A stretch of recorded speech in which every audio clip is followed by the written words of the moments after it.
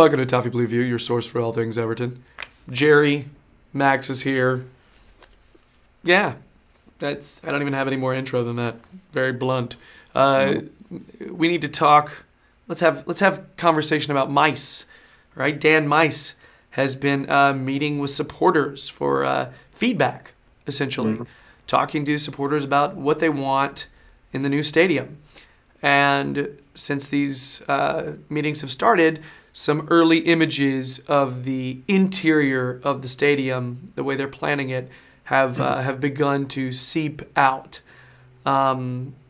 Things discussing their plans as well and their inspirations.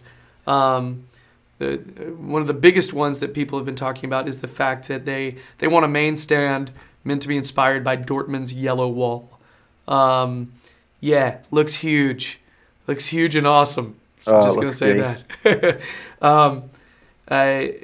No idea about capacity yet. They haven't really divulged that information. Yeah. And they haven't really discussed the exterior either much.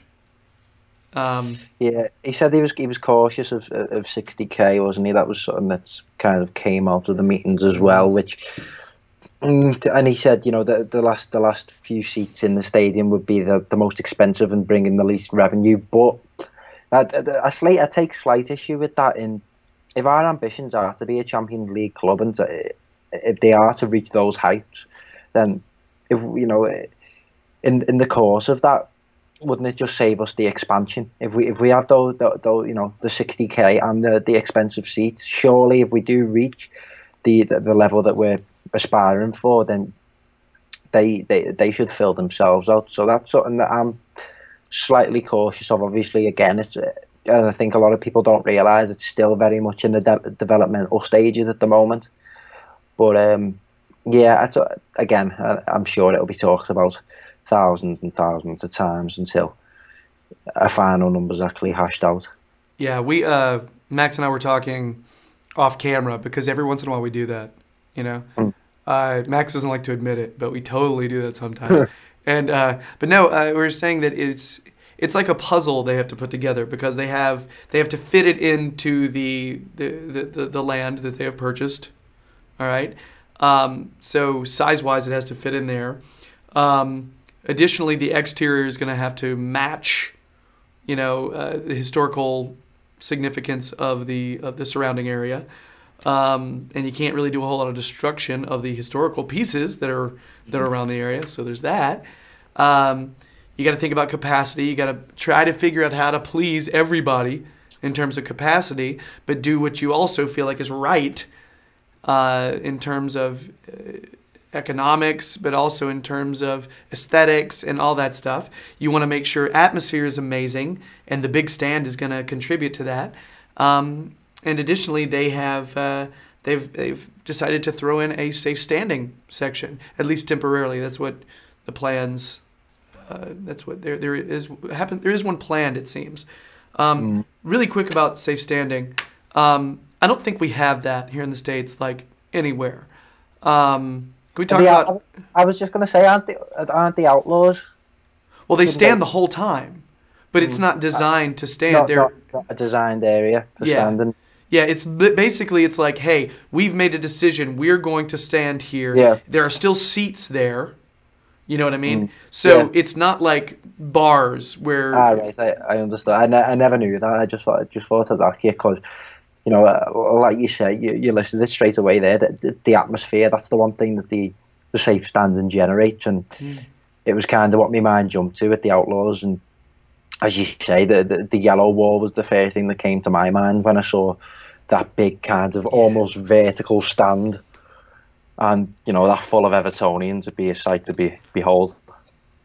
Is the reason that some people are against safe standing is because it's difficult to make it as safe as you would want because it is people standing and there are bars, so you know what I mean? Like I don't fully. I'm trying to interpret this because we don't have these questions here. Yeah, I think obviously after the Hillsborough disaster and things like that, again, I don't think there's any complete black and white answer to it. I just think it's it's seen as it's a pathway straight to, you know, a disaster or something bad happening. And again, that's why that it's not going to be the full stand going to be safe standing. So again, I think it's a matter of trialing. But something that came into my mind when I seen where the safe standing area was positioned. It's, you know, directly behind the goal. That makes me curious to think, will there be nets that are set up, you know, similar to ones that I've been to Wolfsburg Stadium. I know they've got them at Wolfsburg. I think they've got them at the Camp Nou as well. It's you know, all these kind of variables factor into, again, this decision making process, or the puzzle, as you say. And you know, we've talked about Dan Meis, and he's the right man for the job, isn't he? He knows like it.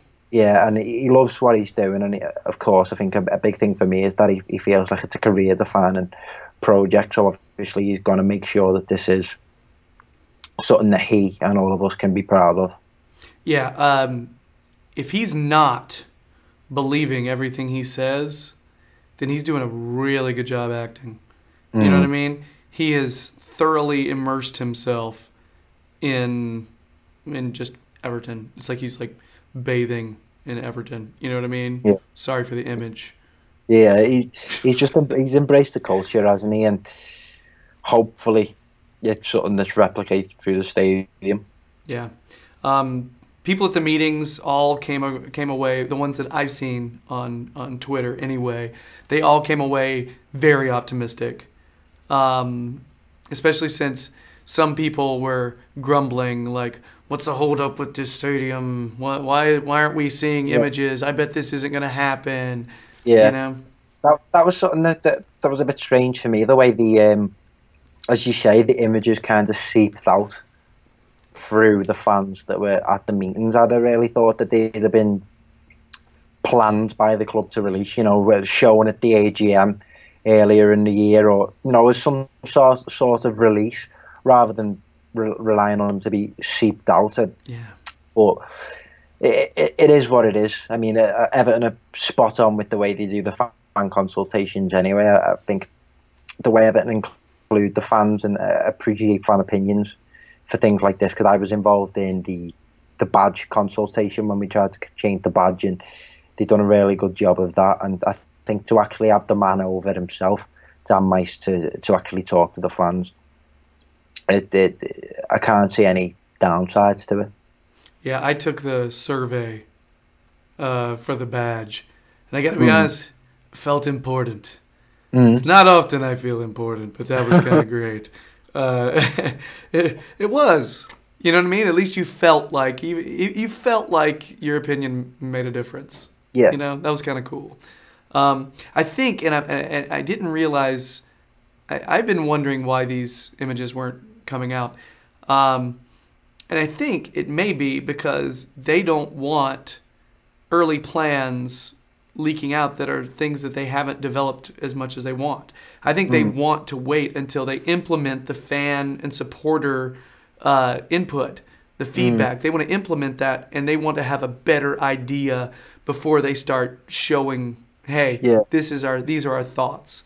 Instead of having to let plans out, then the supporters come out and possibly get angry about it, and then they have their feedback, and then they release new plans.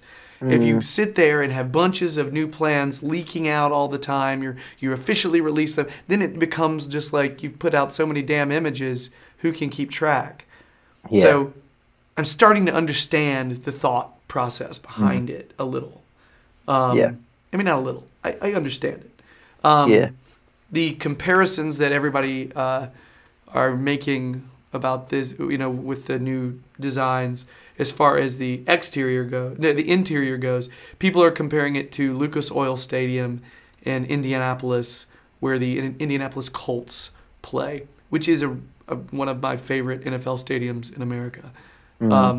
And I think they're thinking also is the fact that the outside is not, the exterior of that stadium is not like overly modern. It's just, it looks sort of, I don't know. It looks classic. It looks like a fortress. And Yeah. again, what's one of the principles that they've tried to push, isn't it? But the interesting thing about it, though, if you look at it from certain angles, it doesn't look like, hey, this is an American football stadium at all, and it doesn't look like a bowl, you know. Yeah, that's something that caught my eye as well. The where the corners of the ground meet, it wasn't a bowl, and I think It's not, that's and he knows he knows we don't want that. Yeah, that's what I think a lot of fans were over the moon with that, because the bowl it brings the West Ham connotations, and a lot of grounds that kind of have that bowl shape. I've always felt like they always feel more like arenas to me, rather than football stadiums. And again, it promotes more atmosphere, I think. Well, it does, and a lot of it is the acoustics, right? That's a big part of it. It's one of the reasons why, I'm so glad that we're studying Dortmund's, stadium, and how such a good idea, because that's one of the most fun games when you watch them on TV, at least. I'm assuming in person it's even better. But the atmosphere there is awesome. So it feels, I don't know, I think what we're going to get, I love the idea of a historic looking exterior and the designs inside. I don't know, maybe it's because I'm a naive American who doesn't know a whole lot about stadium design, football stadium design. I see a lot of American football designs, here, but I haven't really studied the, European football, or actually, normal football stadium design in terms of atmosphere. I think this looks awesome. Yeah, there's a lot of I've took several. As you know, the university that I go to, it's a football university. I've attended several lectures where, it's discussed about stadia and, how to get the most out of what you state, and the factors and the thought process that goes into it. You need to. So one of the things that blew my mind was how you need to look at where the sun would hit the grass, and just all things like that, something that you wouldn't think of at the top of your head. But, I think it just goes to show the task that's on our hands, and fingers crossed it all goes right. Yeah, definitely. I'm curious about roof. Yeah. And how that's going to work out. That's why, we don't really know those specifics yet. We'll just have to see. It's going to be, literally on the riverside. So the wind is going to be a factor. Yeah. So, we need something to kind of cut that a bit. Yeah.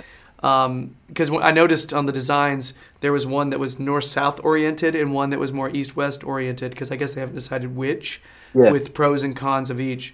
As though they haven't figured that out yet, which I think it's good that they're letting supporters have a conversation about that.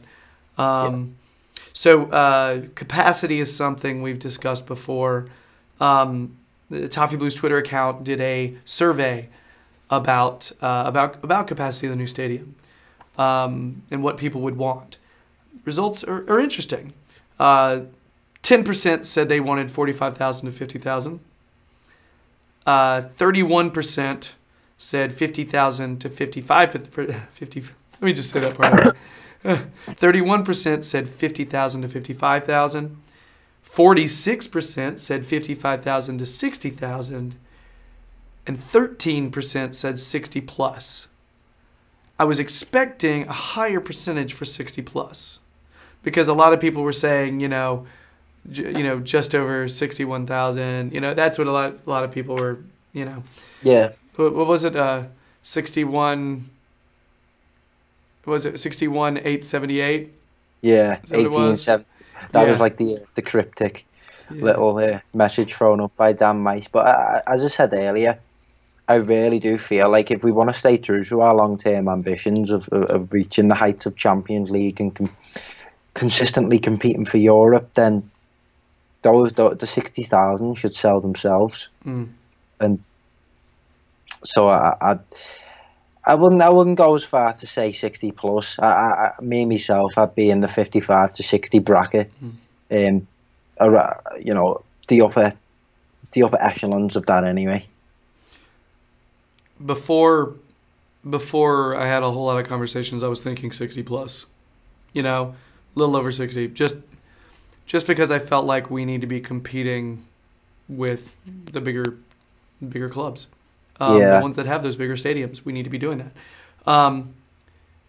But if we've got 55 to 60 and our atmosphere is tight, if our atmosphere is just insane to play in, I'm good. You know what I mean? I'm so good with that. Yeah, because you know you see the examples at Manchester City are the prime example at the minute. Their stadium, they don't sell that out every week, and they're by far the best the team's ever been. And you know, again, you've just got to think practically about these sort of things. Yeah. So, anything else to add about this? About these? We've had some news. We've had some twitching on the stadium. It's great. It's still alive. We have. Yeah. I just feel like in the continuity of news, I think needs to be keep it coming.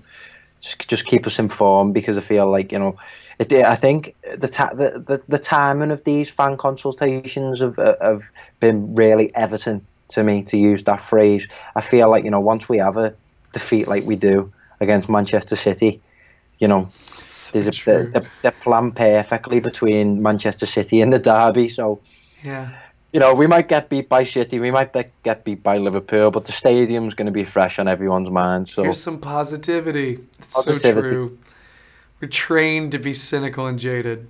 That's the way it is. Cool. Very cool. So this is, on that down note, I'm still gonna be happy about it. I'm good. You know. So yeah, I guess that's it for our stadium news segment. Let's hope the communications team at Everton keeps pushing out information. That'd be great, because you see it on Twitter all the time. People, it's one of their big complaints is we need information in a more steady and sometimes professional manner. So that's it for that. If you're liking our videos, please subscribe. We are moving towards 700. So yeah, you know, let some friends know, some fellow Evertonians know about our channel. That'd be great. Leave some likes and comments. Check out Max's stuff on the Toffee Blues website. He's got a lot of analysis on there. Yeah, I got no other plugging right now. So we got one more video. So let's go. Bye. Go.